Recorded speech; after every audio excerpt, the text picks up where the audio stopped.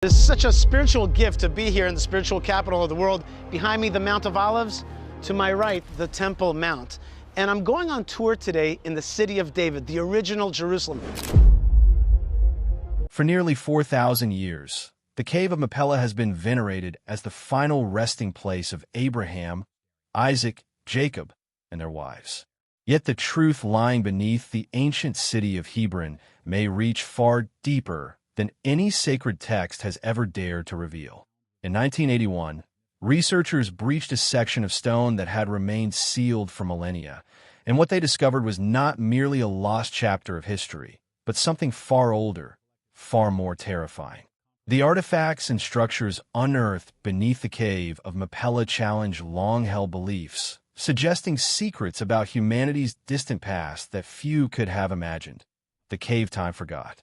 In the rugged hills of southern Hebron, just 18 miles south of Jerusalem, stands a stone fortress whose weighty silence conceals secrets far older and more profound than the centuries of history it outwardly proclaims. This is the Cave of Machpelah, also known as the Cave of the Patriarchs, a site of profound spiritual significance for Jews, Christians, and Muslims alike, believed to be the final resting place of some of the greatest ancestral figures: Abraham and Sarah, Isaac and Rebekah, Jacob and Leah.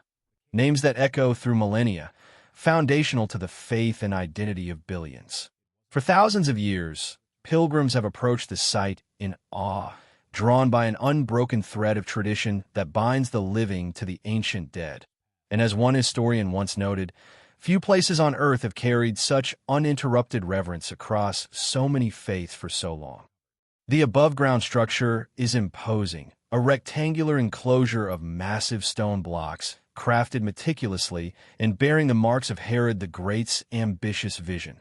More than 2,000 years have passed since its construction, yet remains astonishingly intact, perhaps the oldest Herodian monument still standing. But beneath this ancient fortress lies a deeper enigma. Despite the monumental nature of the building, no visible or accessible ancient entrance to the burial caves exists. For generations, visitors have encountered only cenotaphs, solemn memorial markers representing tombs, but not the tombs themselves. The true burial chambers lie hidden far beneath the surface, shrouded in darkness and mystery.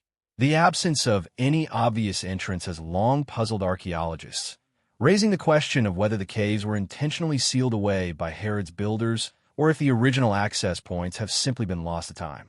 For nearly 2 millennia, these caves remained sealed, untouched, their secrets locked away from human eyes. It is as if history itself conspired to keep what lay below hidden, remarked one archaeologist studying the site. Then in 1981, volunteers began to unravel the layers of history, faith, and controversy surrounding one of the holiest and most contested sites in the world. And for nearly 2 millennia, the caves remained undisturbed, sealed off from human hands, hidden beneath layers of history, faith, and conflict. So why the structure above it? The caves themselves are inaccessible, shielded by a fortress so ancient and formidable that it has shaped the site's history as much as the patriarchs buried there. And that fortress was the work of one of antiquity's most ambitious builders, Herod the Great.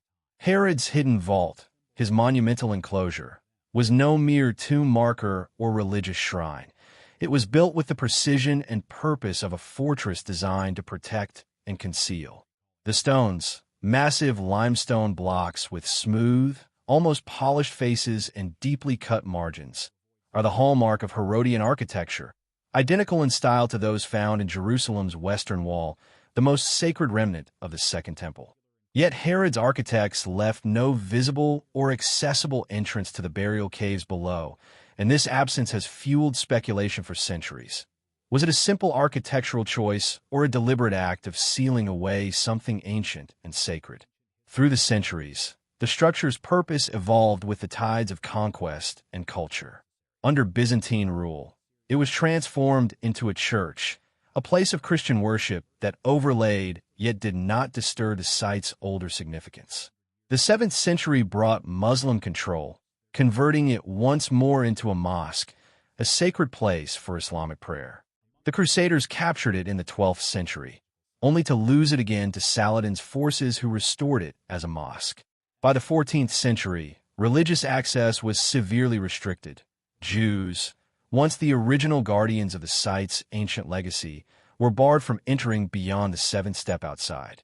The caves themselves, the heart of this sacred site, slipped back into obscurity. Generations passed without a glimpse of what lay beneath, and the site was veiled in layers of religious, political, and cultural tension, making exploration nearly impossible. But in the wake of the Six-Day War, when Israel captured Hebron, a bold decision was made that would forever alter the course of archaeological and religious history. Moshe Dayan, the Israeli defense minister, understood the delicate importance of the site, but also the potential impact of uncovering its hidden depths. The problem was physical. The only known shaft leading into the caves was a narrow, claustrophobic opening just 28 centimeters wide, far too small for any adult to enter. Yet the need to see beneath the surface was urgent. So Dayan took a risk and turned to the only solution, a child. In 1968, Machpelah, a little girl, was lowered down the narrow shaft, descending into a darkness that had been unbroken for almost 2,000 years. What she discovered was more than just a burial site. It was a window into ancient history, faith, and conflict. This descent marked the beginning of a revelation that challenged long-held beliefs and ignited controversies still felt today.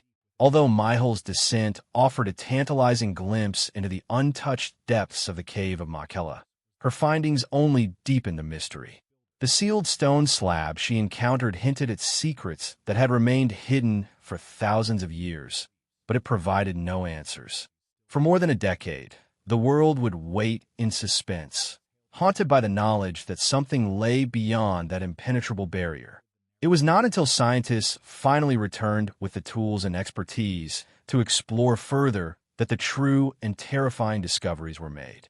The secret they sealed came to light in 1981, when the restless desire to uncover the mysteries beneath the Cave of the Patriarchs pushed a small group of Jewish volunteers from Kiryat Arba into action.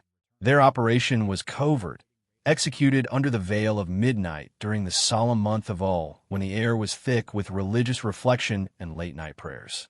The volunteers had come armed not with weapons, but with tools, hammers, chisels, and determination, hidden discreetly beneath heavy cloaks. They were driven by the knowledge passed down from Michel's earlier exploration.